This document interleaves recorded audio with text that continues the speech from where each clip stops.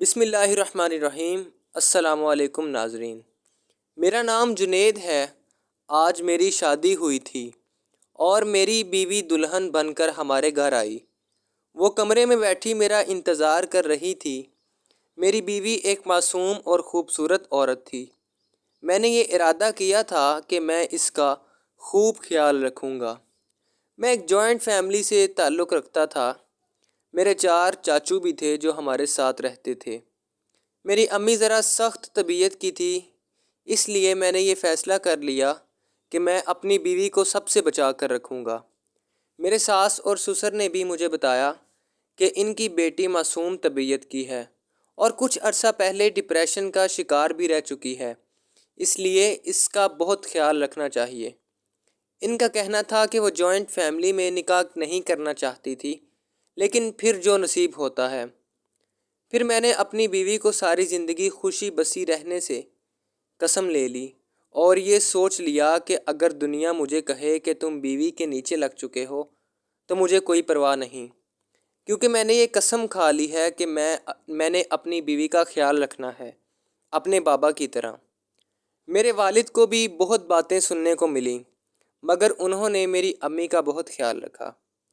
ایک مرد یہی چاہتا ہے کہ اس کو ہمیشہ بیوی خوبصورت اور جوان رہے۔ عورت بری تب ہوتی ہے جب اس کے ساتھ مرد کا رویہ درست نہ ہو، لہٰذا بیوی کے ساتھ ہمیشہ اچھا رویہ رکھا جائے۔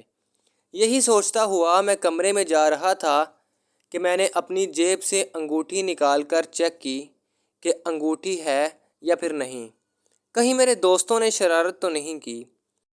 لیکن پھر جب دیکھا تو چمکتی ہوئی انگوٹھی ڈبے میں موجود تھی۔ میں کمرے میں داخل ہوا تو میری بیوی سامنے بیٹھی تھی اور بہت ہی خوبصورت اور حسین لگ رہی تھی۔ ایسا لگتا تھا کہ کوئی پری میرے کمرے میں آئی ہو۔ مجھے وہ دن یاد آنے لگا جب میں اس کمرے میں اکیلا رہتا تھا اور لڑکیوں کے بارے میں سوچتا رہتا تھا، کیا میری زندگی میں خوبصورت لڑکی آئے گی؟ آج میرا وہ خیال حقیقت میں بدل گیا۔ میں بہت خوش تھا کہ ایک حسین لڑکی میری زندگی میں آ چکی ہے اور یہ ساری زندگی میرے ساتھ رہے گی۔ اس کمرے میں میرے وہ سارے لمحات پورے ہونے والے تھے جن کے میں خواب دیکھتا تھا۔ پھر میں ہمت کرتے کرتے آگے بڑھا اور جا کر بیڈ پہ بیٹھا۔ میں آگے بڑھا اور میں نے اس کے قریب ہو کر اس کا گھونگھٹ اٹھایا اور دیکھا کہ وہ بہت زیادہ حسین لگ رہی تھی، جبکہ دلہن بن کر وہ اور بھی زیادہ خوبصورت لگ رہی تھی۔ میں نے اسے سلام کیا اور وہ بھی مجھے خوش ہو کر ملی، اور پھر میں نے اس کے حسن کی تعریف کی اور اس سے پیار کا اظہار کیا۔ وہ بھی مجھے کہنے لگی کہ وہ مجھے پسند کرنے لگی ہے، اور اس طرح ہم نے ایک دوسرے کا تعارف کیا اور پھر ہم ایک دوسرے کے بارے میں جانا۔ اس طرح میں نے اس کو پھر انگوٹھی پہنائی اور اس سے وعدہ کیا کہ میں اسے ہمیشہ خوش اور شادمان رکھوں گا، اسے کبھی کوئی تکلیف نہیں آنے دوں گا اور اس کا خیال رکھوں گا۔ باتوں باتوں میں رات کا 1 بج گیا۔ رات کے 1 بجے کا وقت ہو گیا تو میری بیوی مجھے کہنے لگی کہ اب ہم اپنی زندگی کی شروعات کرنے سے پہلے نفل ادا کر لیں۔ میں نے کہا کیوں نہیں، ہمیں فوراً ہی نفل ادا کرنے چاہیے تاکہ ہماری زندگی کو کسی کی نظر نہ لگ جائے۔ پھر ہم دونوں بستر سے اٹھے تو میں نے اور میری بیوی نے وضو کیا اور ہم نے 2 نفل نماز ادا کی۔ میں نے اللہ تعالیٰ سے اپنی نئی زندگی کی شروعات کی دعا مانگی اور اپنی بیوی کو کہا کہ نفل سے فارغ ہو کر بستر پر آ جانا۔ یہ سن کر میری بیوی گھبرا کر کہنے لگی کہ آج ساری رات میں اللہ تعالیٰ کی عبادت میں ہی گزارنا چاہتی ہوں۔ میں نے کچھ دیر سوچا اور پھر کہا کہ یہ تو بہت اچھی بات ہے کہ تم کتنی عبادت گار اور کتنے اللہ کی عبادت کرتی ہو۔ پھر میں حیران تھا کہ یہ کتنی دیر عبادت کرے گی۔ رات 1 بجے سے 4 بج گئے اور یہ ابھی بھی سجدے میں تھی۔ میں حیران تھا کہ آخر یہ کتنا لمبا سجدہ کر رہی ہے۔ پھر میں نے اسے بلانے کی کوشش کی، مگر پھر خیال آیا کہ وہ بھلا نماز کی نیت کیسے توڑے گی، مگر یہ سوچا کہ وہ سجدے سے اٹھ جائے گی۔ میں نے 2-4 مرتبہ بلایا لیکن وہ سجدے سے ابھی نہیں اٹھی اور نہ ہی کوئی رد عمل ظاہر ہوا۔ میں آگے بڑھا اور جا کر اسے اٹھایا تو وہ بے ہوشی کی حالت میں تھی۔ میں نے سمجھا کہ شاید تھکن کی وجہ سے وہ بے ہوش ہو گئی ہے۔ میں نے فوراً پانی پکڑا اور اسے پلانے کی کوشش کی، لیکن وہ ہوش میں نہ آئی۔ میں آگے بڑھا اور دیکھا تو اس کا جسم سرد پڑنے لگا اور اسے سانس بھی نہیں آ رہی تھی۔ میں نے دوبارہ ہلایا اور میں سمجھا کہ اس کی موت واقع ہو گئی ہے۔ میں شور مچاتا مچاتا کمرے سے باہر بھاگا اور امی کو میرا شور سنائی دیا۔ وہ فوراً میرے کمرے میں بھاگی اور ابھی ہمارے گھر کچھ رشتہ دار ابھی باقی تھے۔ سب نے آ کر دیکھا اور کہنے لگے، آخر تم نے ایسا غلط کیا کہ لڑکی کی اسی وقت موت ہو گئی ہے۔ اسی دوران نہ جانے کس نے میرے سسرال میں فون کر دیا تو فوراً وہ لوگ بھی ہمارے گھر آ گئے۔ ان کی حالت بہت عجیب ہو رہی تھی اور وہ لڑکی کی لاش کو لے کر اپنے گھر واپس چلے گئے۔ میں بہت حیران اور پریشان بھی تھا اور آخر یہ جاننا چاہتا تھا کہ ایسا کیا ہوا جو میری بیوی کی اچانک موت ہو گئی۔ میرے سارے ارمان مٹی میں مل گئے۔ پتہ نہیں ہمیں کس چیز کی نظر لگ گئی۔ پھر ہم سب لڑکی کے گھر پہنچے اور کہا کہ آخر ہمیں یہ تو دیکھنے دو کہ اس کو ہوا کیا ہے۔ میرے سسرال والوں نے دروازہ کھولا اور کہا کہ تدفین کے بعد ہم دیکھتے ہیں کہ آخر ہماری بیٹی کے ساتھ ہوا کیا ہے۔ سب لوگ اسی وقت طرح طرح کی باتیں بنا رہے تھے، لیکن میں پوری طرح سے پریشان بھی ہو چکا تھا۔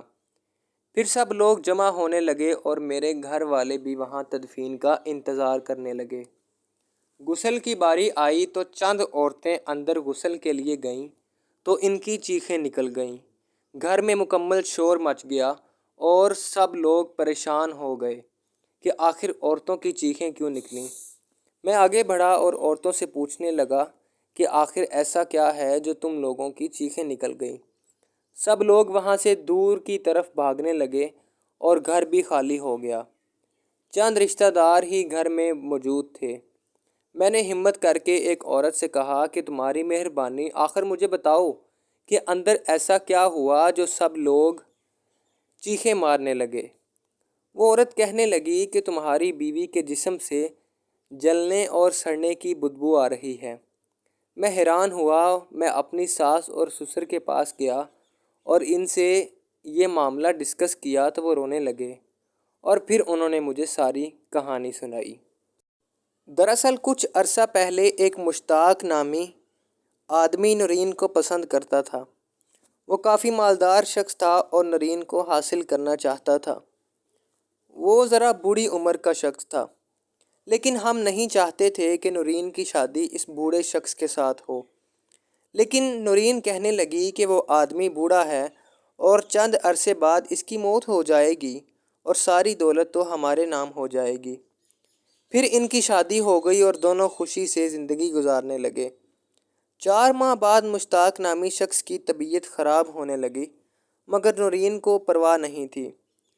ہم پریشان تھے کہ وہ تو نورین کا اتنا خیال رکھتا ہے، لیکن نورین کو کوئی پرواہ نہیں ہے۔ ہم نے نورین سے پوچھا تو وہ کہنے لگی کہ میں نے مشتاق کو غلط دوائی دی ہے تاکہ وہ جلد ہی وفات پا جائے اور اس کی ساری دولت ہمارے نام ہو جائے۔ میں اور زیادہ عرصہ اس بوڑھے شخص کے ساتھ نہیں رہنا چاہتی۔ یہ سب مشتاق سن رہا تھا اور اسے یہ سنتے ہی وہیں ہارٹ اٹیک ہو گیا اور وہ وہیں مر گیا۔ لہٰذا پھر نورین نے تمہارے ساتھ نکاح کر لیا۔ شاید یہ اسی کی سزا ہے جو نورین نے اس بے قصور شخص کی جان لی ہے۔ میں یہ سن کر چونک گیا اور یہ بھی سوچنے لگا کہ آخر نورین اس رات سجدے میں رہ کر اللہ سے معافی مانگ رہی ہوگی، لیکن اس کی وہیں جان نکل گئی۔ ایک واقعہ ہے کہ جب حضرت محمد مصطفیٰ صلی اللہ تعالیٰ علیہ وسلم معراج کی رات سے واپس آئے تو انہوں نے کچھ باتیں کسی کو نہیں بتائیں، لیکن ایک دن حضرت فاطمہ رضی اللہ تعالیٰ عنہا کو بتایا کہ کسی کا دل جوڑنے سے بہت زیادہ ثواب ملتا ہے۔ لوگ یہ سن کر پریشان ہو گئے کہ آخر دل جوڑنے سے بے حد ثواب ملتا ہے تو دل توڑنے سے کس قدر گناہ ملتا ہوگا۔ پھر میں جب بھی نماز پڑھتا تو اللہ تعالیٰ سے دعا کرتا کہ آخر وہ کچھ دیر ہی صحیح میرے نکاح میں رہی، لیکن یا اللہ اس کی اگلی پچھلی تمام تر ہی منزلیں آسان فرما اور اسے معاف فرما دے۔ ناظرین، ایسی سبق آموز کہانیاں اور واقعات کو سننے کے لیے ہمارے چینل کو لازمی سبسکرائب کرنا نہ بھولیں اور بیل آئیکن کو بھی پریس کر دیا کریں۔ ویڈیو کو لائک کریں اور دوسروں کے ساتھ شیئر کریں۔ کمنٹ باکس میں اللہ تعالیٰ کے 99 ناموں میں سے ایک نام ضرور ٹائپ کریں۔ شکریہ۔